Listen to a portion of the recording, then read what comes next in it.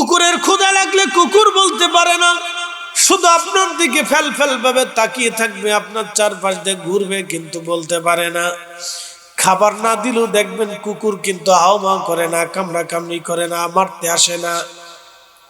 কুকুর খাবার না দিলেও ধৈর্যের সাথে আস্তে করে বের হয়ে চলে যায়। বিড়ালটা খাবারের জন্য মেও মেও করলো, আপনি তারা লাথি মারলেন, ধমক মারলেন, পালিয়ে চলে গেল, কিন্তু কখন আপনার বিছনায় ছিঁড়ে দিয়ে ফেললো না, আপনারে কামড়াইলো না, মারলো না। তারপরও ধৈর্য ধরে বসে থাকে, আমার মালিক বুঝি এখন দেয় নাই, পরে আমারে আবার দেবে, আমার মালিক আমারে পরে দিবে। ধৈর্য ধরে বিড়ালে বসে থাকে, কুকুরে ধৈর্য ধরে।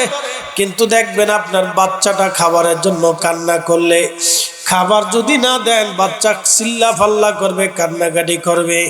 এক বেলা যদি আপনি খেতে না পারেন, দেখবেন আপনি পাগলের মতো হয়ে যাবেন, শরীর অসুস্থ হয়ে যাবে, প্রচন্ড ক্ষুধা লাগবে, দিক শূন্য হয়ে যাবেন আপনি খেতে না পারলে। একটা দিন ক্ষুধার্ত থাকলে আপনি পাগল পাড়া হয়ে যাবেন।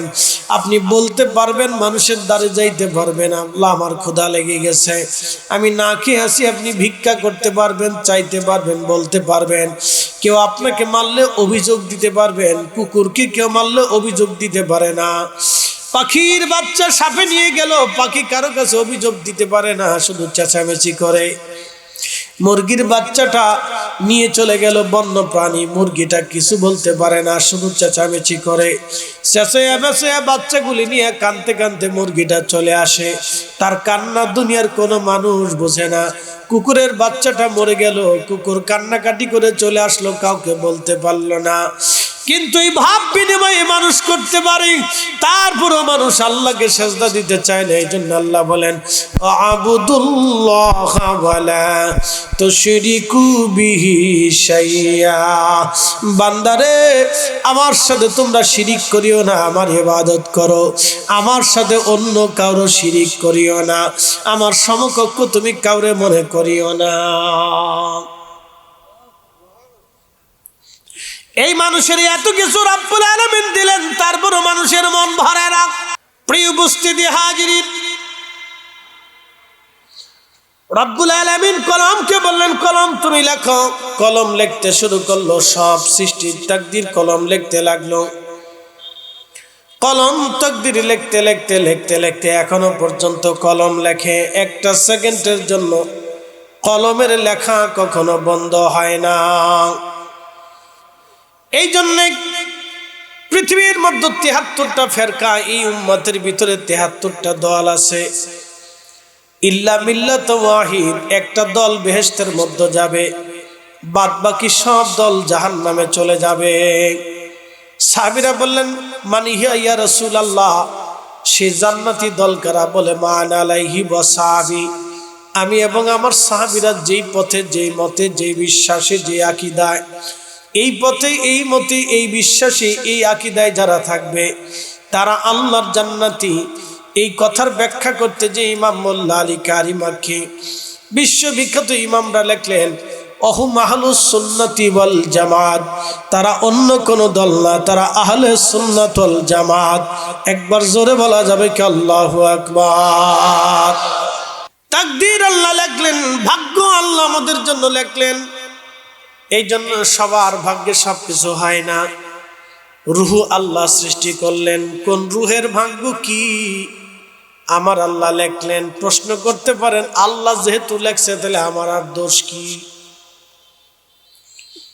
এই প্রশ্নের জবাবটা সুন্দর করে আমি আপনাকে দিচ্ছি। আচ্ছা বলেন তো, এই টিস্যু যিনি বানাইলেন, এই টিস্যু যিনি আবিষ্কার করলেন, তিনি কি জানে না এই টিস্যু দিয়ে কি হবে? আল্লাহ বলেন, আবুদুল্লাহ, আমি আল্লাহর ইবাদত তোমরা করো, আমি আল্লাহর ইবাদত তোমরা করো। কেন ইবাদত করবেন আল্লাহর? তাকদীর আল্লাহ আমরা দিয়েছেন, ভাগ্য দিয়েছেন। ভাগ্য আমাদের হাতে দেন নাই, রবের হাতে ভাগ্য আল্লাহ রেখে দিয়েছেন।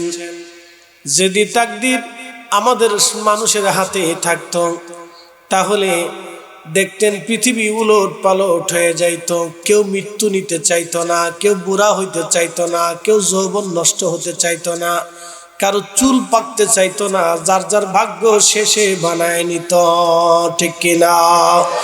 ভাগ্য রব আমাদের হাতে দেন নাই, ভাগ্য রব্বুল আলামিন তার নিজের হাতে রেখেছেন।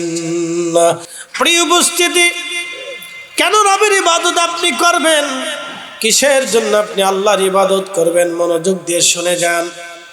এই পৃথিবী আমার রব আমার আল্লাহ সুন্দর করে সাজাইলেন, এই দুনিয়া সুন্দর করে আল্লাহ আমাদের জন্য সাজিয়ে দিলেন।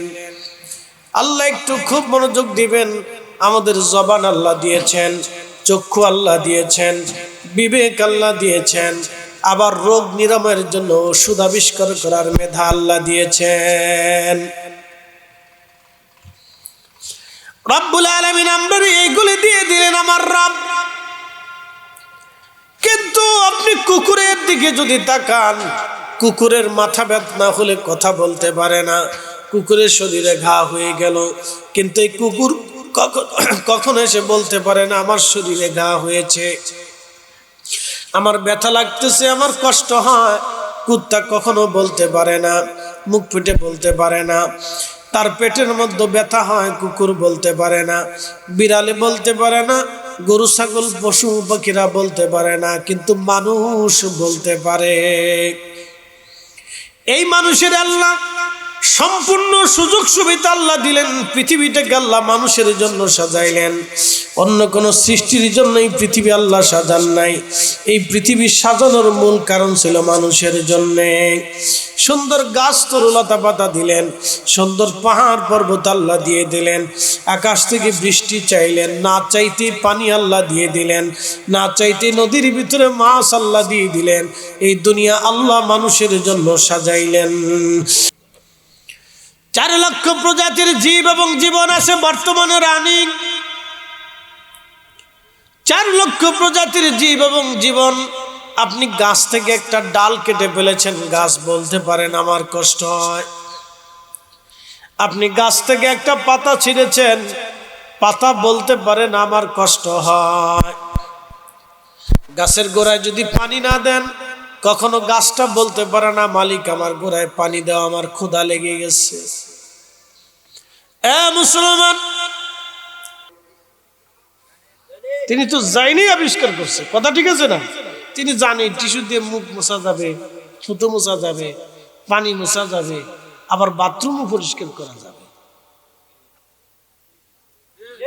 প্রয়োজন এই টিস্যু ইউজ করা যাবে, সেই জন্য সে টিস্যুটা আবিষ্কার করছে, তৈরি করছে।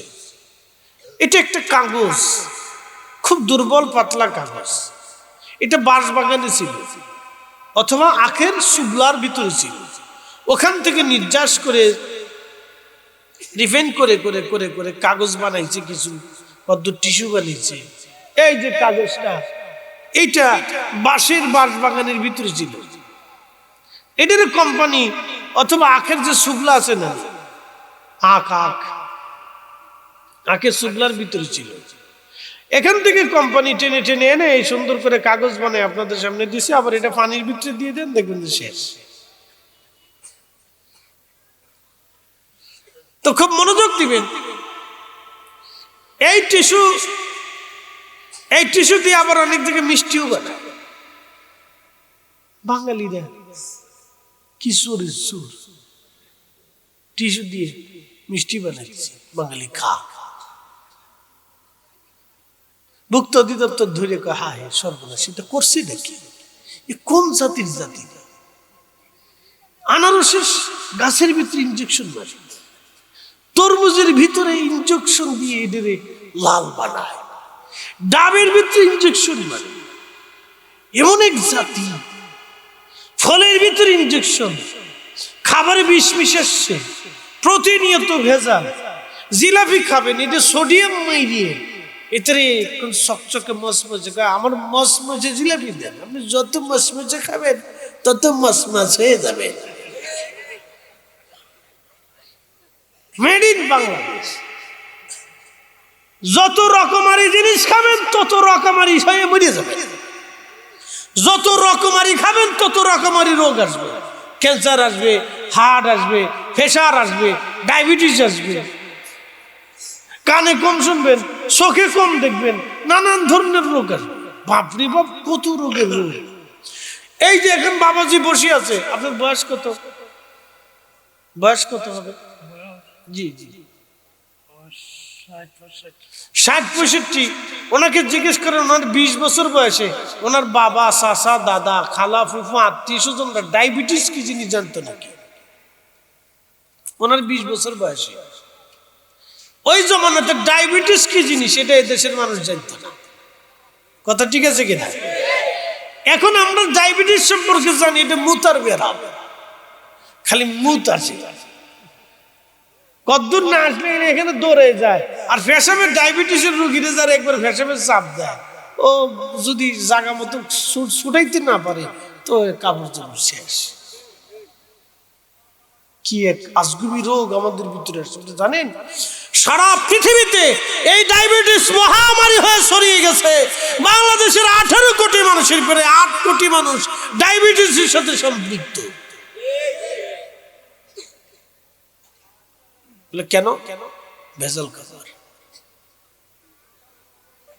ভেজাল কারা দেয়? কুত্তা। কারা দেয়? কুত্তায় ভেজাল দেয়। মানুষ রূপী কুকুরে ভেজাল দেয়। কথা কর না কেন? কুত্তার সাথে তুলনা দিলে কবে যে কুত্তা কবে আমি জীবনে 2 নম্বরই করি না। কি কথা খারাপ কইছি ভাই? কুত্তার জীবনে কোনো 2 নম্বরই নেই। আছে? নাই, কুত্তার জীবনে 2 নম্বরই নেই। ও খাবে কিন্তু বেঈমানি করে না। এই যে সামনে রমজান আসতেছে, কত কিছু যে দাম বাড়বে খালি কল্পনা করতে পারবেন না। সিন্ডিকেটাররা এমন ভাবে দাম বাড়াবে, হঠাৎ করে দেখবেন ডিমের দাম বেড়ে গেছে, তেলের দাম বেড়ে গেছে, চালের দাম বাড়ছে, ডালের দাম বাড়ছে। ভাই যারা পয়সাওয়ালা তারা বাজার কি জিনিস বুঝে না, কিন্তু যে বেটা নির্দিষ্ট আয়ের মানুষ মাস শেষে 10,000 টাকা বেতন পায়, রমজান মাস আসলে এই বেটা বুঝে যে বাজার কি জিনিস, বাচ্চার সামনে খাবার দেওয়া কি জিনিস। কথা কন না কেন? এই সিন্ডিকেট করে যারা গরিব মানুষের রক্ত চুষে খায়, ওরা গরিব মানুষের রক্ত খায় না, ওরা কুত্তার গোশত খায়, শুয়োরের গোশত খায়, ওরা মানুষ রূপে নিকৃষ্ট জানোয়ার। কথা বলেন ঠিক না বেটি? ওদের ইবাদত, নামাজ, রোজা, জিকির, ফিকির, হজ কিচ্ছু কবুল হয় না। না, আল্লাহর কসম করে বলি কবুল হয় না। যদি হয় তো আল্লাহর কোরআন মিথ্যা হবে, আল্লাহর আসমান মিথ্যা হবে, জমিন মিথ্যা হবে, আপনার হায়াত মউত মিথ্যা হবে। ওদের কিছুই কবুল হয় না। প্রিয় উপস্থিতি, খুব মনোযোগের সাথে কথাগুলি শুনবে। কখনো তোমাকে যদি ভুলি, হেদায়েতের আলো জ্বেলে নিয় কাছে তুলি। কখনো তোমাকে যদি ভুলি, হেদায়েতের আলো জ্বেলে নিয় কাছে তুলি। ঠাই দিও প্রিয়তম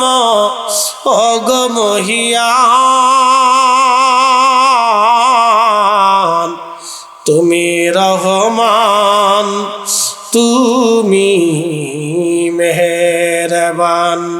অন্ধ গাহে না শুধু তোমারি গুণগান, বুঝেও বুঝে না তবু শান। তুমি রহমান, তুমি মেহেরবান। আল্লাহুম্মা সাল্লি আলা মাওলানা মুহাম্মাদ আলা সাইয়্যিদিনা মাওলানা। আল্লাহ বানাইলেন কত জাতি,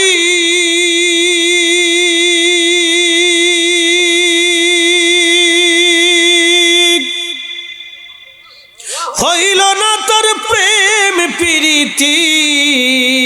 আল্লাহ বানাইলেন কত জাতি, হইল না তার প্রেম প্রীতি। অবশেষে মানুষ বানায় প্রেমের কারণে, প্রেমের ডুরি বান্ধরে মাদিনার শনে। আহা প্রেমের ডুরি বান্ধরে মাদিনার শনে। মানুষ বানাইছে আল্লাহ প্রেমের কারণে। আহা মানুষ বানাইছে আল্লাহ প্রেমের কারণে, প্রেমের ডোরি বান্ধরে মাদিনার শনে। ফুল আসে, কাঁঠাল গাছে ফুল আসবে, বইল আসবে, বিভিন্ন ফল গাছগুলি এই বসন্তের সময়ে বইল আসবে, ফুল আসবে। কোন গাছে কয়টা ফল হবে, কয়টা ফল কোন মানুষে খাবে, কয়টা পাখিতে খাবে, কয়টা পশুতে খাবে, কখন খাবে, কোন সময় খাবে, কয়টা পাকবে, কয়টা কাঁচা থাকবে, কয়টায় পোকায় ধরবে, কোন অংশটুকুন খাবে, এই কলম সব লিখতে লাগলো। জোরে বলেন সুবহানাল্লাহ। ভাগ্য কি আমাদের হাতে না আল্লাহর হাতে? আল্লাহর হাতে। এটা আমরা লিখিনি, এটা আল্লাহ রাখছে। বর্তমানে বাংলাদেশের কে প্রধানমন্ত্রী হবে নাকি হবে না এখনো আমরা জানি না। কথা ঠিক আছে কিনা? এখনো আমরা জানি না প্রধানমন্ত্রী কে হবে কি হবে না, নির্বাচন ঠিক মতো টিকবে না বানচাল হয়ে যাবে না, কি হবে না হবে, প্রধানমন্ত্রী রাষ্ট্র গঠিত হবে না, এইভাবে চলবে না, সেনা শাসন আসবে না, কি আসবে না কি হবে, এখন আমরা কিচ্ছু বলতে পারতেছি না। এগুলি কি আমাদের হাতে না আল্লাহর হাতে? একসাথে বলেন আল্লাহর হাতে। মনে রাখেন, এখন আপনি মানলেও ভালো, না মানলেও ভালো, সবাই যে মানবে তা কিন্তু না।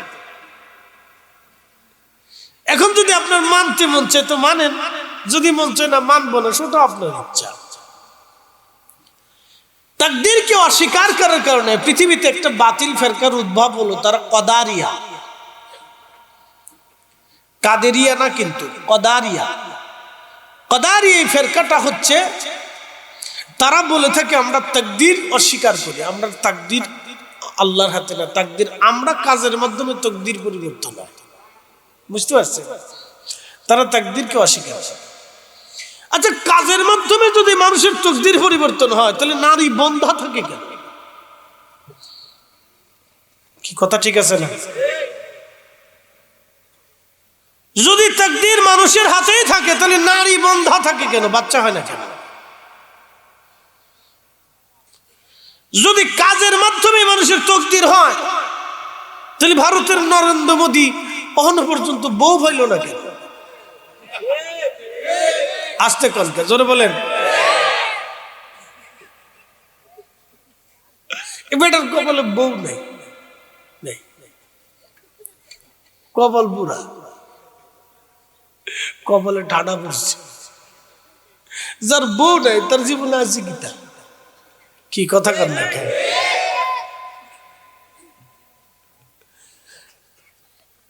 একদিন দেখি বেড়াই যায় ল্যাংটা সাধু, বেটা ল্যাংটায় বসে রয়েছে, হাতার সামনে মাথা নত করে সেজদা করে রয়েছে।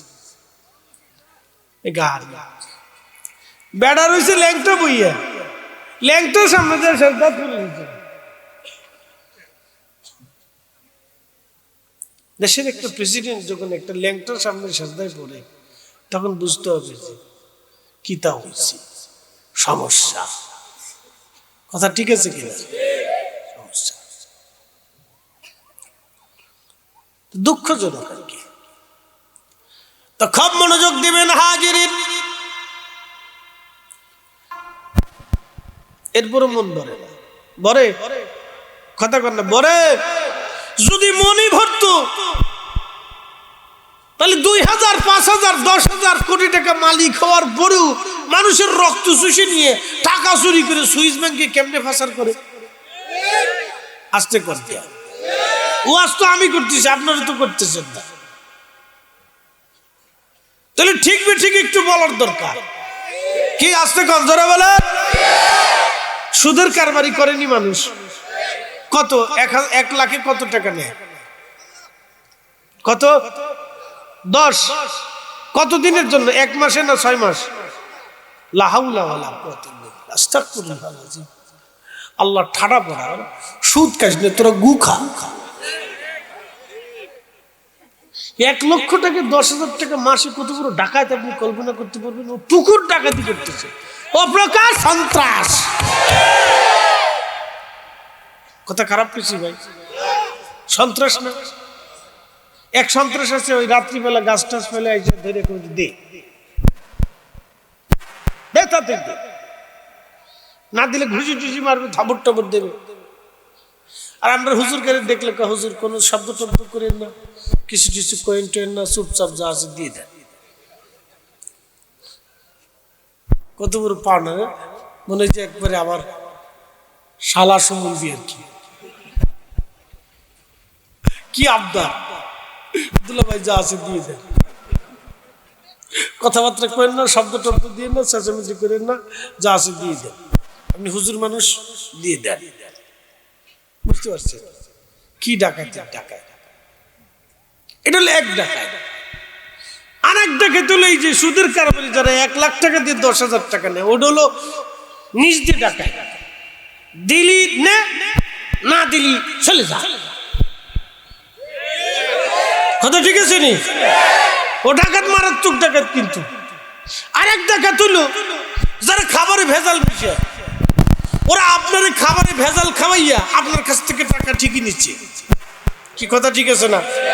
ধরেন তরমুজে ইনজেকশন দিচ্ছে, তরমুজটা তো খুব মিষ্টি, আপনি বাড়ি এনে কাইটে খুব মজা করে খেলেন, হ্যাঁ কত সুন্দর তরমুজ রে, মনে হচ্ছে বেশি থেকে আইছে, কত দামি তরমুজ। পেঁপে দেখলে মনে হবে ঠক ঠক টক টক করে, মনে বেহেশত থেকে আল্লাহ বাড়াইছে, ফরমালিন মারছে, ভিতরে ইনজেকশন দেয়।